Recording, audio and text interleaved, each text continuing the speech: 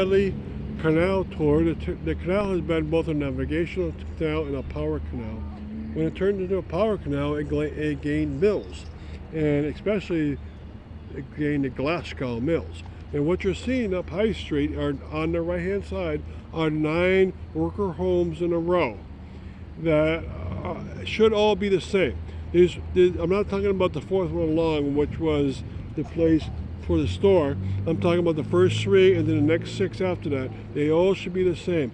Through time, people have made changes to them. I think the third one along is the one that's exactly as it should have been all along. So if you walk in front of those, you'll see how it should be. And there are worker homes for this mill, which was a maker of gingham. A gingham is kind of cotton that's patterned into different colors because of the way it's produced.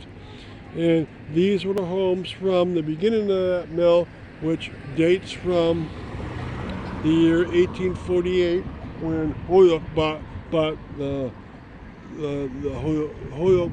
the Hadley Canal and turned it into a power canal, and they helped build these mills. And the requirement was that any Holyoke-based mill before 1871 needed to have worker homes, and there they are.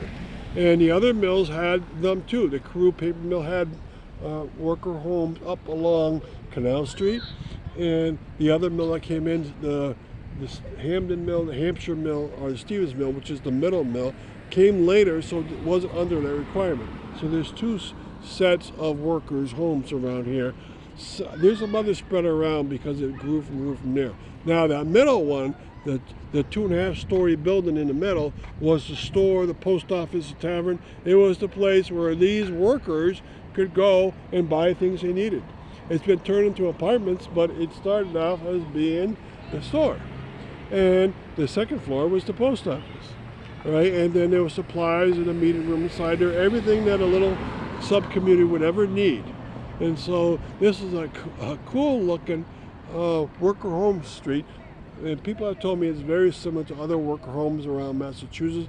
Massachusetts was the industrial queen of the United States from the mid-1800s to the mid-1900s. So thank you for coming on this tour.